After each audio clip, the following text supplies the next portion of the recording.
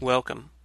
I'm Sebastian Mahfood, and you're listening to WCAT Radio, the on-air wing of En Route Books and Media, bringing you the dulcet sounds of Catholic wisdom. Welcome to The Open Door. Jim Hannick here with co-host Matthew Bartko and good friends Mario Ramos y Reyes and Christy Yao. Plus, once again, we have a very special guest, Joshua Perkins. We begin, as always, in prayer. Come, Holy Spirit, fill the hearts of your faithful and kindle in them the fire of your love. Send forth your Spirit, and they shall be created, and you will renew the face of the earth. Lord, by the light of the Holy Spirit, you have taught the hearts of your faithful. In the same Spirit, help us to relish what is right and always rejoice in your consolation. We ask this through Christ our Lord. Amen. Amen. Matthew, you are our guide today. Where do we begin? Thanks, Jim. Joshua, I want to give you an opportunity, since our listeners got to know you a little bit last week, to make the case for the American Solidarity Party. When you're talking to a friend or a relative or a stranger on the street and you're telling them why they should join and support the American Solidarity Party, what do you like to say? Well, I think that you can fairly well assume that the average person you're talking to is either a Democrat, Republican, or at least leaning toward one of those as an independent in the middle. So I think that the first thing I would try to do is to obviously feel out which side the person is leaning toward, and then just try to explain how the party that they might support isn't necessarily doing as good of a job as it should at addressing their interests, addressing their needs, those things they think are important. Talking about the political polarization that we have, the fact that no one seems to be able to work together anymore. There's occasional token appeals to bipartisanship, but in the end, when push comes to shove, it seems that it almost always comes down to, all the votes from one party or the other. And even if we do get a bipartisan bill, that usually means we had, 5 or 10 members of the other party joined on to the majority of the first party. So it's not quite as bipartisan as one might think. And I think that would be my first step. And then after talking about the deficiencies in the major parties, as well as the systems that they have created and maintained for themselves, I think I want to talk about our distinctives, of course, the ways that we bring together ideas from what's considered both the political right and the political left. Those distinctions are, of course, somewhat arbitrary. I've always wondered why certain things go together on the left and on the right, and it's probably something I would also mention. Why is opposition to climate change or climate change remediation? Why does that need to be paired with opposition to abortion? Why does support for gun control? Why does that also need to be paired with support for abortion rights?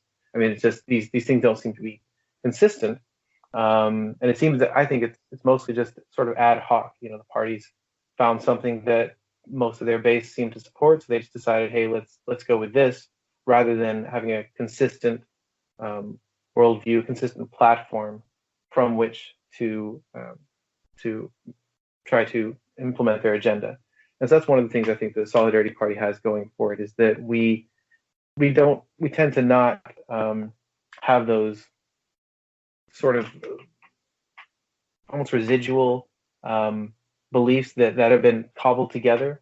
Rather, we have decided to start not quite from scratch, but to start from a consistent basis to determine what we should support, what types of policies should be implemented in this country.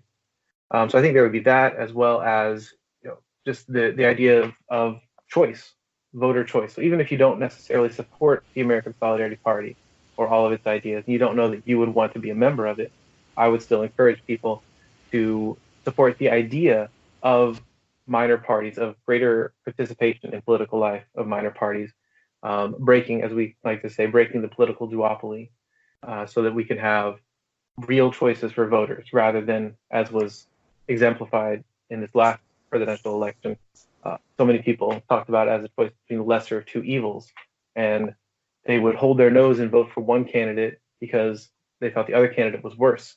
But wouldn't it be better if we didn't have to hold our nose at all? If we could vote for those candidates that we actually approved of, that we actually supported, that actually embodied our values. And so, even if you don't like the party as much as maybe another party, I could talk to Constitution Party members, Libertarian Party members, socialists, Green Party members, and I think we can all agree, and even some members of the major parties, that better choices would be a better option for all of us. That it would potentially reduce some of the polarization we have. It would actually enable us to get things done that are middle of the road, things that we can compromise on, rather than driving us farther apart into our two corners, and trying to just get a majority of our party, of our movement, in all three branches of the in the Senate, the House, and the presidency, so that we can actually get something done on the national level. Rather, I think getting more voices in there, more diverse viewpoints, would help us to actually get things done that a majority of Americans could agree upon, rather than simply the base of one party or the other. Thank you for that. Jim, do you have a question for the candidate? Yes, just a couple background things.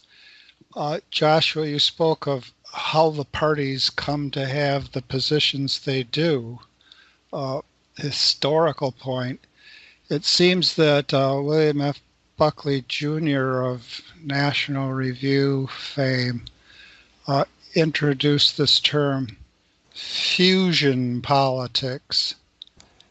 And I think Buckley knew every Republican there was, and as well as some who weren't. And the idea was he recognized a kind of a libertarian concern, to put it mildly, and then a whole cluster of what people call social conservative issues.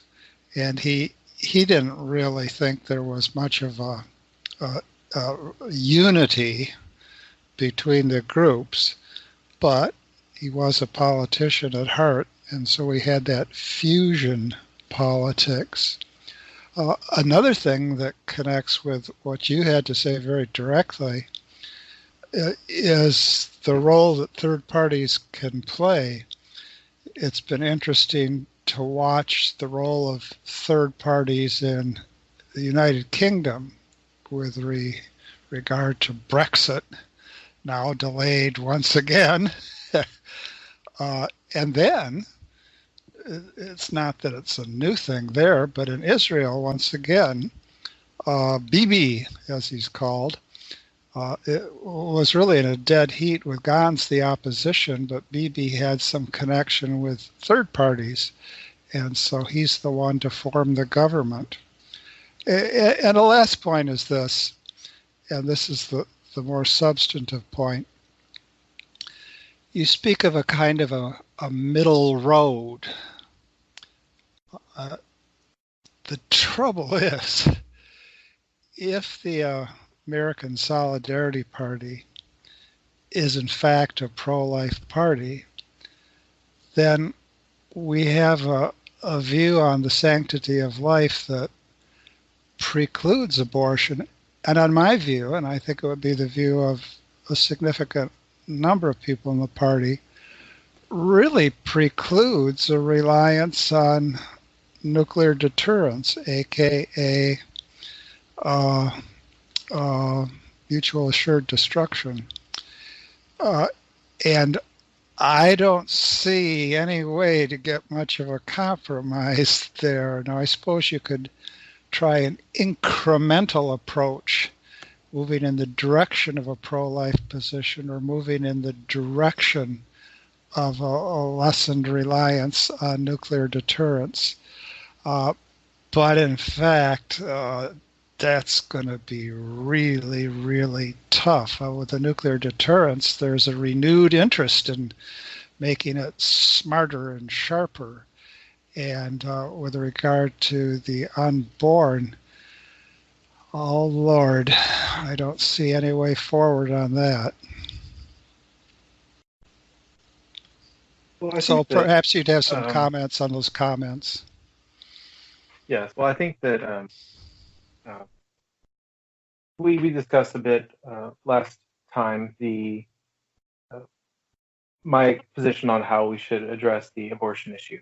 And so I think we do have a little bit of a disagreement there on what is politically feasible or possible.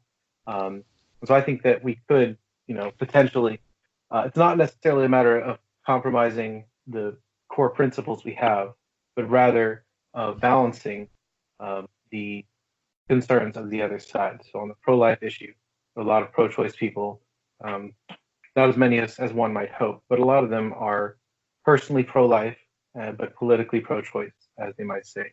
And they basically see the pressures that women in crisis pregnancies or unplanned pregnancies have, that they have troubles finding jobs, worries about childcare, about social support, financial support. And so they think erroneously, of course, that the best option for some of them is to end the pregnancy. Now, I think that we can address those people. Now, the people on the more fringe of the issue, people who are supportive of abortion at any time in the pregnancy for any reason whatsoever, we're not going to reach those people. I mean, it's completely antithetical to our position. But I think the people who are more conflicted or more nuanced in their approach could be, some of them could be swayed to join a compromise where we prohibit abortion, but we provide all those supports that they're concerned about these women lacking. We provide the protections that they need, so that instead of it being a crisis pregnancy, it's merely just a pregnancy, an unplanned one perhaps, but the woman doesn't have to worry about a crisis of career or crisis of finances when she goes through it. And so those supports would reduce the pressure on the woman to solve the problem in this violent way, reduce the pressure on her to make a choice that many women wouldn't choose as their first option if they felt that they had other choices. So I think we could do that. And then as far as nuclear deterrence goes, I think I did mention a little bit that completely eliminating our nuclear arsenal might not be politically feasible, but drastically reducing it, I think, would be, and it would definitely make things safer for the world, for our citizens as well. And so I think that there are ways forward that can appeal to people on both sides, at least to the people who are more in the middle of both sides rather than on the extreme. Just a real quick follow-up on that, and I appreciate your effort to try to go between Scylla and Charybdis. Very often, when competing positions are reflected on, and there's some thinking about what to do next, a balance measure is introduced as a metaphor. We have to balance the interests of this group over against the interests of this other group. But if you push at the metaphor a little bit, you maybe see the balance that goes with the scales of justice, and it is a real balance. It's a device. You have a little platform on one side and a little platform on the other side, and you have something on the first platform and something on the second platform, and you actually do get a measurable balance.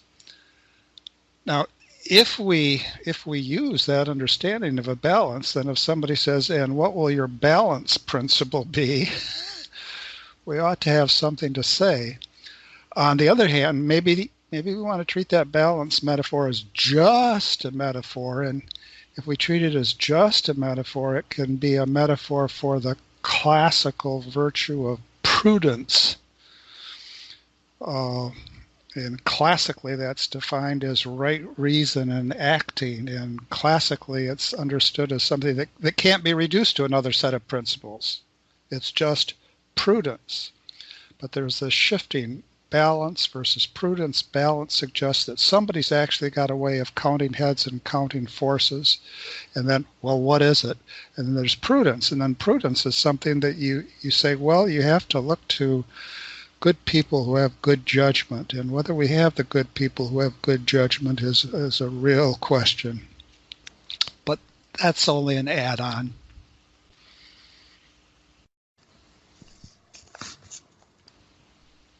Well, I do think that prudence is quite important and sorely lacking in our political conversations these days. There's just too much of absolutism and also demonization of the other side. I think that's part of what drew me to the party was the slogan of common good, common sense, common ground, and I think that is fairly decent description of what prudence requires us to do. Thank you for that. Christy, did you have a question for the candidate? I did. I kind of wanted to go back. So when we were talking about abortion and pro-life versus pro-choice, excuse me, and I wanted to ask kind of something that's rising up to say you can be pro-life and also pro-woman is pro-life feminism. Do you consider yourself a feminist? And if you do or don't, why? And do you consider yourself like a type of feminist, like a Christian feminist or a pro-life feminist or a conservative feminist? Well, I definitely consider myself a pro-life feminist. What I've heard is a simplification of feminism. It's the idea that women should have equal rights to men. And obviously that's gross simplification, but I certainly agree with that. I agree with women having opportunities they have historically been denied, with support for women in roles where they might otherwise not be supported. For example, thinking of concerns over firefighters or police officers, how women have had to break into those fields. And I do use the term pro-life as a modifier because I think the assumption on both sides is usually that a feminist unqualified is pro-choice. And so I want to be clear that my feminism is not one that supports abortion at all. It supports both the woman and the child equally. And so I consider myself a feminist because I think it's it's the right thing to do is to support women rather than to oppose equal rights or progression of toward equality. Thank you for that. Is there anyone who has inspired you as far as setting a feminist example or an example of feminist activism that you would like to emulate or that you particularly respect? I think, of course, the first wave feminists, Susan B. Anthony, Elizabeth Cady Stanton, etc. Their bravery in the face of opposition that I think a lot of us today would find just absolutely unthinkable. Thinking about how suffragists were arrested and beaten and imprisoned, and to these days we would just be appalled at that sort of thing. But obviously, times were different back then. They had different views on whether women should have the right to vote and how much opposition should be presented to those women. And nowadays, I think women like Sarah Foster of Feminists for Life, Destiny Herndon de la Rosa of New Wave Feminists, Amy Bradshaw of Rehumanize International. I think these are all great examples of women who are doing a great job of advocating for women and for the unborn at the same time. Thank you for that. I know one of the things that, in seeing you discuss things around the ASP, is that you want to talk about racial reconciliation and in particular racial justice. And I think this could be a good segue into that because one of the major criticisms of first wave feminism was that it was only a white woman's movement. So how do we include racial justice into our economic justice, into our feminism, et cetera, et cetera?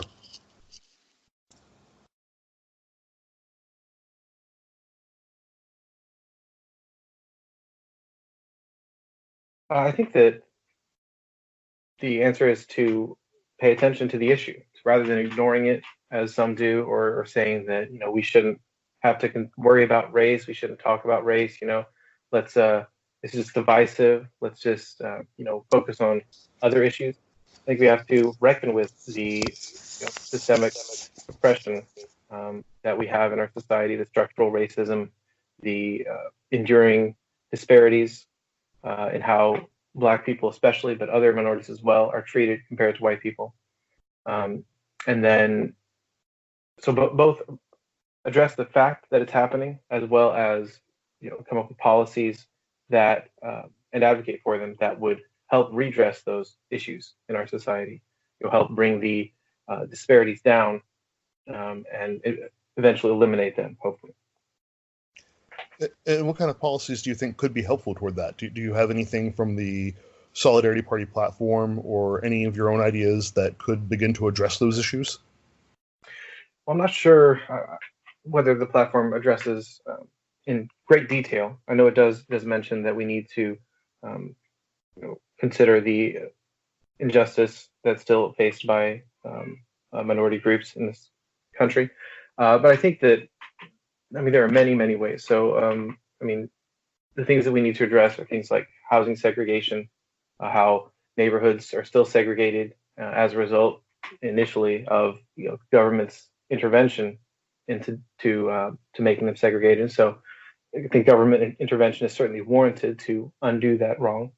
I think that addressing issues of police brutality and accountability would most certainly go a long way toward repairing the fractured trust between the Black community and the police, the law enforcement community. I think that reforming incarceration or incarceration policies, as well as drug laws, other laws that lead to vastly higher rates of incarceration for Black people, especially Black men, over white people, even when the behaviors are occurring at the same rate between the two groups. I think also there is, this is sort of a minor thing, but I think supporting things like the kneeling protest in the NFL, just supporting the people who are in other ways trying to bring these issues to the forefront, trying to make their voices heard. And rather than diminishing that or saying that it's not necessary, it's not the right time, things like that. I find that lingo of "it's not the right time" has been applied to so many different people who were just seeking a particular kind of justice. I don't know that timing has ever been brought up in a positive or useful way. So thank you for highlighting all of that, but that in particular as well. Mario, do you have a question for the candidate? I do, but I want to change a little bit about our focus and emphasize about economic participation. Our platform proposed that we have an economic system, or we propose an economic system, an economic model, which focus more on local communities and small businesses and the like. And so we try to somehow move away from big business. So, in your view, these policies that we may be proposing, antitrust policies to avoid this big business, to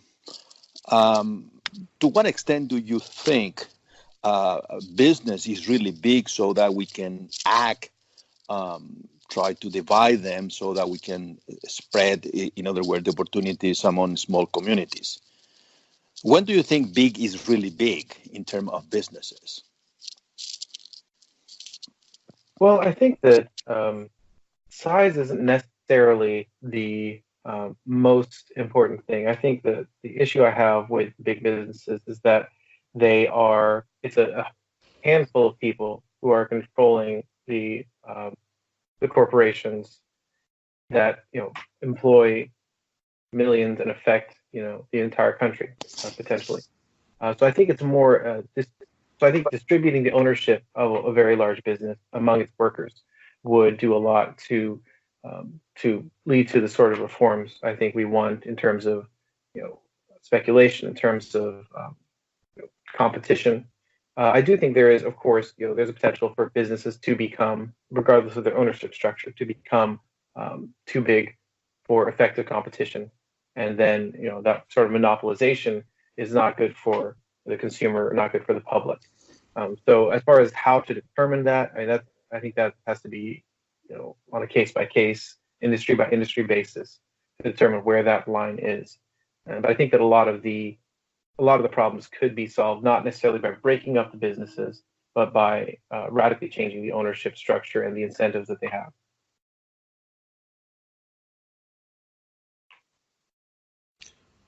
Thank you for that. Mario, did you have any follow-up to your question? Well, I have an experience regarding the big business moving up into a small town a few years back. A big company, Borders, which is already gone, but they moved into a small town. And by doing that, they literally kill every single small bookstore around town. So when they move, the owner of this small business has to sell everything because it was not competitive with this big business. In the long run, what happened was even Borders went out of business. And so these small community, which were built around these small bookstores and small businesses, just die out. So what would be your proposal about this situation, which is very common in small town around America? And that is definitely an issue that is a tricky one, because think about Borders. It wasn't even the largest bookseller in the country. So in terms of antitrust issues, that would be less compelling than a business that has a large majority of the market share. But there is that concern, as you put so well, of a large business moving into a rural area or a small town and undercutting the local businesses, and then even if it had remained in place, there's those local businesses are still gone, and that degrades the community fabric of the town in some way. And then, of course, if the large business ends up failing, as Borders did, then you've got nothing left, right? And so we'd have to either some of those other entrepreneurs would have to try to restart their businesses, or someone else would have to try to come in and fill that gap. So I think that, generally speaking, I think that supporting and incentivizing small businesses, family-owned businesses, worker-owned shops is definitely important, both in small towns and large towns across the country. As far as specifically how to make that work, how to balance those numbers, what qualifies as a large business needs to be limited, what qualifies as a small business, how many employees, how much revenue do you have to have? That's, I think, something that requires much more detail than we can get into here, and would require more research than I've done on the topic at this point. But it is definitely an important part of the economic focus that we need to have going forward, is supporting those community institutions that are still for-profit businesses, but they provide so much to the life of the community. Thank you for that, Joshua. I know one of the things that Americans seem to enjoy using as a lever of regulation is taxation. For example, the current employer-provided healthcare system is simply a result of a change in the tax code.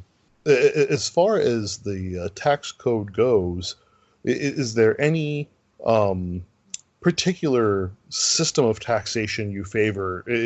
What are your thoughts on how the current tax system works, and are there any improvements that you've thought of to make to it?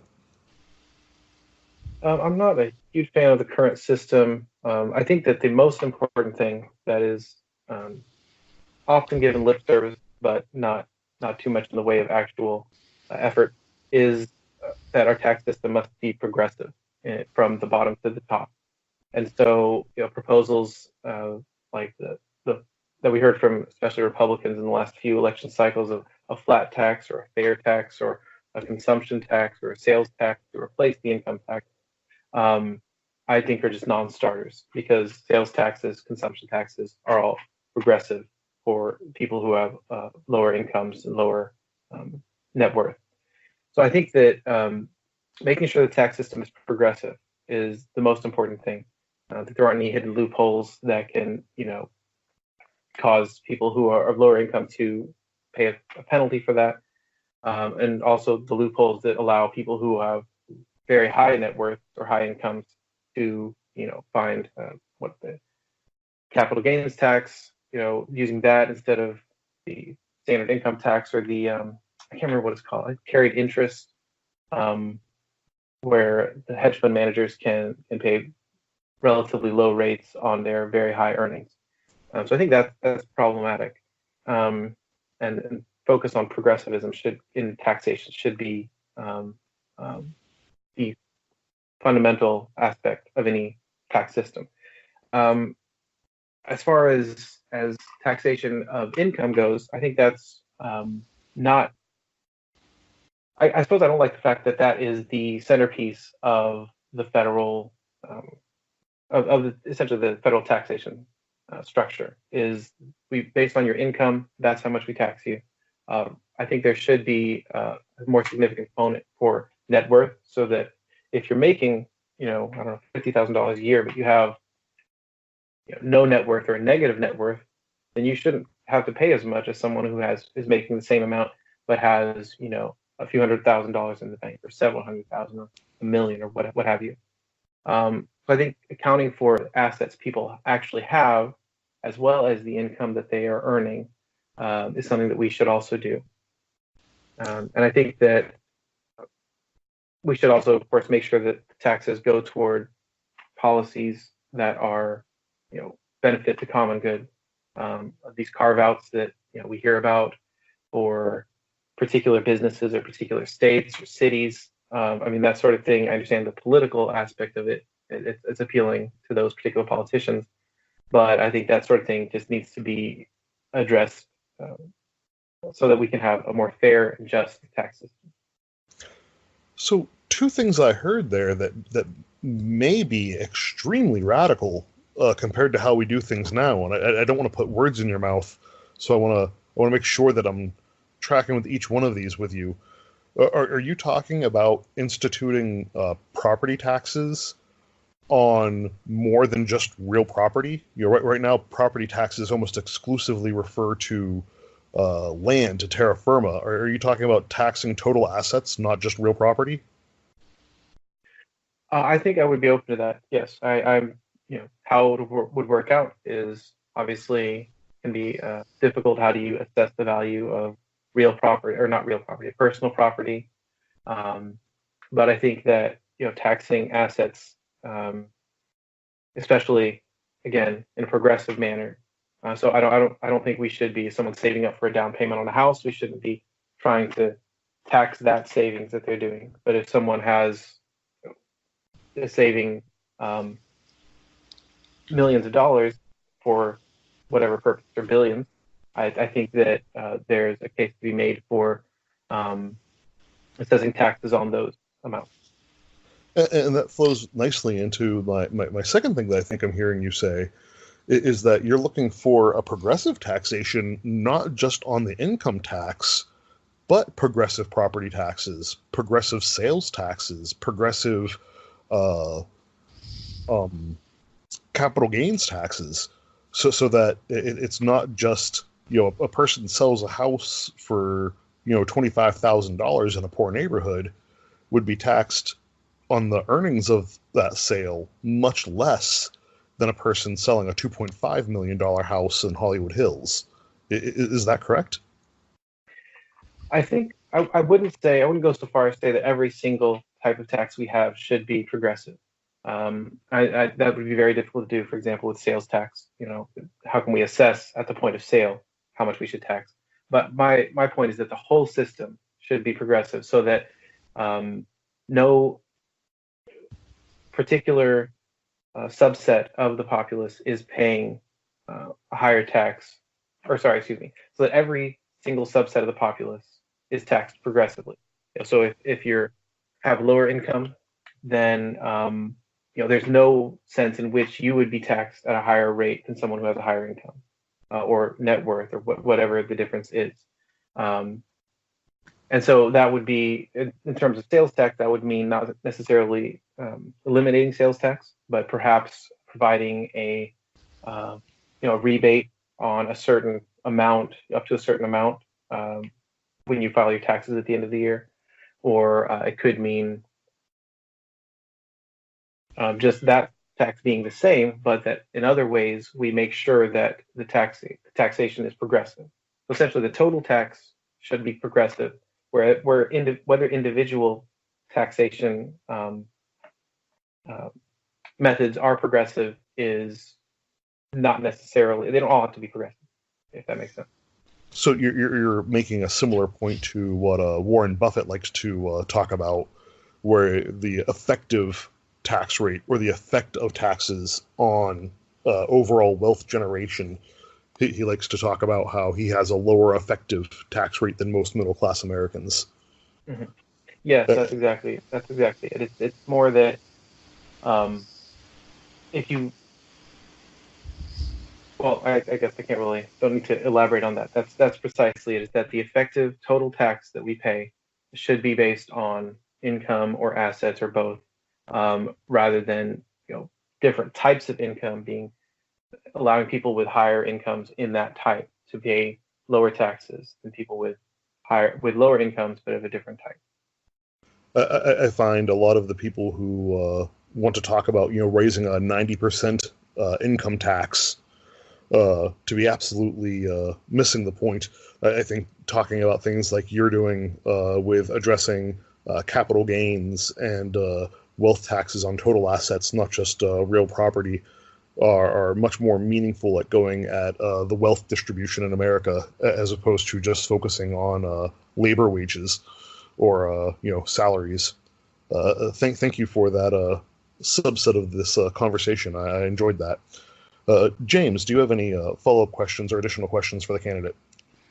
Yes, I'm certainly sympathetic to your position on progressive taxation and effective taxation on what somebody's wealth really is. I'm very sympathetic to your position. At the same time, I can imagine that kind of tax system, or in fact any kind of tax system, leading people to raise serious questions about what the government would be doing with the money. For example, I wouldn't want our current regime to have any more money than it's already got. And there is a tendency, and I think that Matthew maybe was gesturing in this direction, a tendency to think that, well, we can solve at least most of our problems if we get the taxation thing right. No doubt that's a big chunk. But I'm more interested, especially in terms of what the party can and cannot do, I'm more interested in this theme of personal responsibility and take it back to Mario's scenario, all too true with Borders coming in. What happens is Borders can undercut the local bookstores if the local bookstores aren't much good anyway, or if the local bookstores are pretty doggone good, but people aren't willing to pay a little extra to support them. And here in Inglewood, where we have a kind of a microcosm of all kinds of national problems, Walmart tried to get in. It was blocked. But good grief, if the National Football League wants to get in, that's another thing altogether. And in either case, what you have is a victory of the powerful over the weaker, but it need not happen if those who are ordinarily weaker would be strong in civic virtue and a kind of distributive spirit in which they would support that which is local. But we ourselves, I think, over and over again, are too easily bought off. And so, yes, we want to look at the larger structures, but the larger structures are often the way they are because people too willingly cave in and go for something that they take will be effective and reduce their grocery bill or reduce their book bill here and now. And unless everybody makes sacrifices, starting at the level of the local community, starting with personal responsibility, things aren't going to change. That's my comment on the discussion, I guess. Well, I certainly agree that there are aspects of that are quite correct. That if we would be willing to pay a little bit more to maintain our local institutions for a product that we prefer, who wouldn't prefer to have a small town grocery where the proprietor knows your name than to go to a Walmart where you can barely find someone to help you, let alone know who the manager is. But I think that one of the problems as well that we have to address are the incentives that people have. And so it's one thing to say, yes, we need to, if you could pay just a little, like 5% more for your groceries, then you could support your grocery store. But it's another thing to say that rather than to the average person, to someone who's already struggling to make ends meet, or to someone who has an opportunity to get a job with the Borders or the Walmart that's coming into town, and maybe the person doesn't necessarily support the business model, but this is a paycheck that will enable her to support herself or her family or what have you, that she hasn't been able to get elsewhere. And so it's very tough to ask someone in that position to give up a chance at a livelihood in order to take a stand that might not end up having an actual impact on the outcome of whether the local stores are successful or whether the big company coming in ends up having to leave or whatnot. So I think those sort of incentives have to be addressed, and that's part of what if we have policies that support people, support citizens, strong social safety net. We have policies that empower citizens to own the means of their own livelihood. Then I think that will help them, free them up, I should say, to make those choices, to support these local businesses, support the mom and pop shops, support their neighbors over the big company coming and trying to undercut everything. One of the ideas you talked about while we were discussing taxation was the idea of a prebate. I was wondering if you could let our listeners know kind of what's the concept of universal basic income and whether or not you support it when you're talking about giving people the tools to make those kinds of decisions. So universal basic income is an income that would be universal. That is, it would apply to all citizens or to all adult citizens.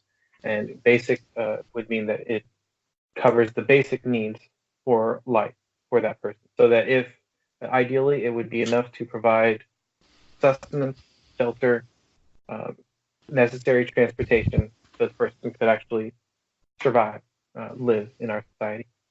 I do support some sort of income floor, whether that's universal basic income or something different. I am all in favor of that. I think that that would help with both the problems of income inequality and the feelings of the working class and the lower middle class. They've been left behind by the people who are at the top of the income and wealth percentiles. And so if you had that income floor, then you would know that even if you lose your job, even if the company downsizes or you get sick, that you can still make it, that you won't have to, worry about where's your next meal coming from, worry about, are you going to qualify for the government assistance or whatnot. So I think that would be very helpful in that regard, as well as it would help, people to pursue what they actually would like to do and would be good at, which I think would help productivity overall, because there's a lot of people who are in jobs where they don't like the work they do. They don't like coming to work every day, but they do it because they need that paycheck. And so even if those people stay in those jobs, they probably would feel less discouraged, less despairing of anything else going well for them, because they know that they have this cushion to fall back on. And then it would also, for people who really just can't stand their jobs, it would allow them to go out and find something that they would be better at, that they would enjoy more. And then, of course, a happy worker is a more productive worker, in my opinion. I mean, I don't have any studies to back that up, but it seems like common sense to me. If you enjoy the work you do, then you're more likely to do a better job at it and be more productive. So I think it would help in that sense as well. I think it's just, especially since I think we have the ability to do so, I think it's the right thing to do for our citizens, for our society. Thank you for that. Christy, do you have any follow-up questions or anything you'd like to know more about from the candidate based on the things we've already talked about? Yeah, so you kind of started out by saying you liked the American Solidarity Party because you didn't say you had to be. And you mentioned my two, I don't know if favorite issues might be the right word. One we've already talked about, abortion. I guess issues I'm most passionate about, not favorite, and climate change, environmentalism. And I just wanted to get kind of your take on that and your position on things related to kind of climate change and renewable energy and things like that. Certainly. I think that let me explicitly state, for anyone who's not sure, I'm not a climate change skeptic. I believe that anthropogenic global warming is occurring, that it is a problem that we have to deal with sooner rather than later. As far as how to do that, that's something that I've struggled with for a while now. Obviously, reducing emissions is a good idea. It's something that we should be doing anyway. I mean, even if we didn't have the climate change issue, polluting the environment isn't healthy for anyone or any wildlife, plants, etc. But as far as how to do that specifically, so one of the struggles I have is with the idea of meeting these targets of cutting emissions or reducing them back down to levels that we haven't seen for several years, is that people tend to ignore the fact that we have, especially in India as well in China, but especially in India, we have a huge population of people that are moving into the middle class, and will be doing so over the next few decades. And what that means is they will also be using more resources, because a lot of them are now in what we would consider in the United States to be untenable living conditions, without running water, without electricity, and so obviously their carbon footprint is relatively low compared to people in the developed world. But I think that their quality of life in many ways is also lower than what we would hope for them. And so as these people move into the middle class, they start having these the ability to have electricity in their home, to have running water, to have natural gas for their stoves. We're going to have air conditioning. I think that I saw a statistic saying that something like it's a majority of people in India, which is of course not a cool country, do not have access to air conditioning at all. And so if we add 300 million people to the number of the world's middle class who use air conditioning when they need it, I think reducing emissions in that sense is going to require either limiting the economic development of these people into higher income brackets and strata, or it's going to require developed countries to do more than I think is politically feasible. So I guess I'm a bit of a pessimist, I should say, on climate change, in that I don't think most of the solutions we talk about today are actually going to be feasible given our current situation. I think that I think that we should put lots of money into renewable energy, but as well into other strategies that might be a bit more radical for reducing the global warming that we have. One thing that I find very interesting, and I know definitely needs a whole lot more research before we would even consider it, but it's geoengineering, which is basically either reducing the amount of sunlight that hits the earth, or increasing the amount of sunlight that is reflected from the earth, so that instead of changing how much energy we hold on to, it changes how much energy actually comes in, so that we can reduce the temperatures that way, or reduce at least the increase in temperatures that way. I think all options should be on the table. I don't think we should focus on emissions only. I don't think we should focus on geoengineering only, or alternative sources of energy only. We need to focus on all of them, and we need to do it now and on a large scale. Thank you for that, Joshua. I know that it's going to come up with our other guests, so we have about 10 minutes left, and you can address it as you like. What is your stance on nuclear energy? I know some people think it's the only way to get off fossil fuels, and other people think that it'll destroy the planet. Where do you stand? Well, so I think that a judicious use of nuclear energy is a good idea, especially given our current climate change impending catastrophe that we have. I think that there are definitely very legitimate concerns about the length of time that these radioactive products from nuclear energy production, have to be stored safely. About bringing these ores, these elements out of the earth, concentrating them into one place, and then taking that concentrated and newly radioactive material. What do we do with it? Where do we put it? That is definitely an issue that needs to be looked at very carefully. And I think that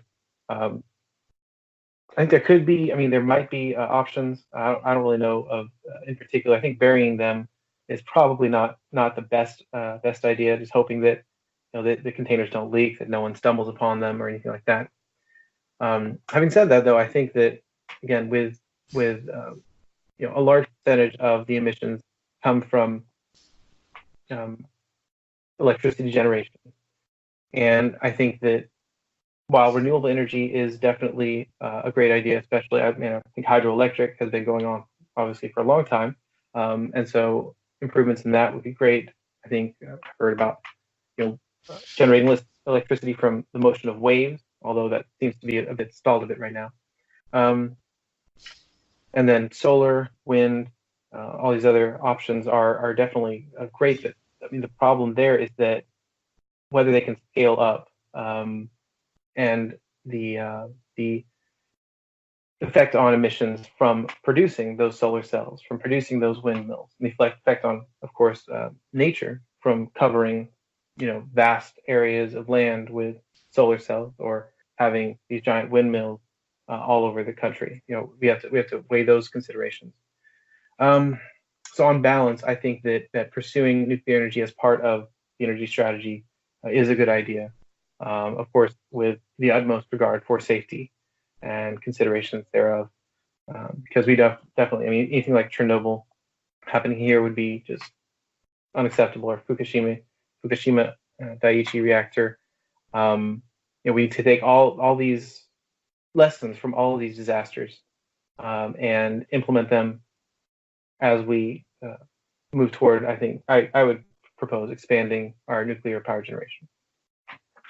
Thank you, Joshua, and thank you for being with us today, and thank you for being one of the candidates for the presidential nomination of the American Solidarity Party.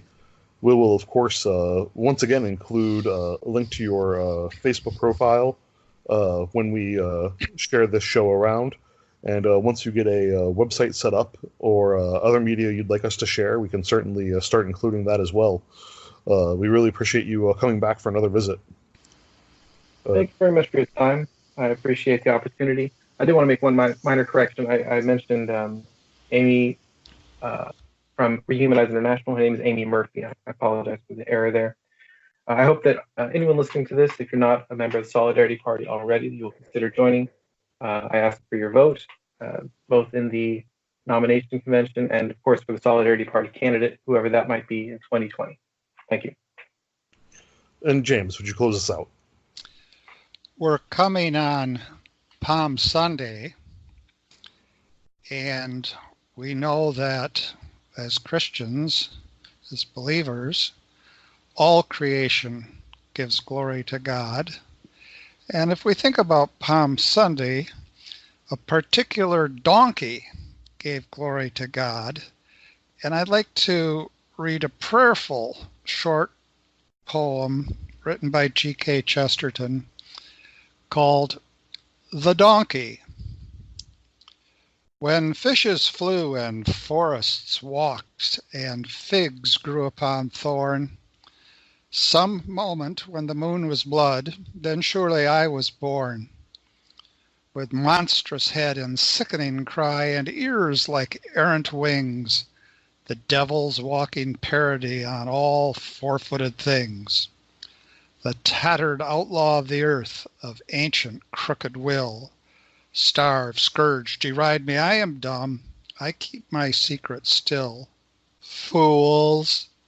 For I also had my hour, one far fierce hour and sweet. There was a shout about my ears and palms before my feet. Come, Lord Jesus, come. Thank you, one and all. Have a good day. We hope you enjoyed the program and will join us back for another show on WCAT Radio. This is Sebastian Mahfood. Good day.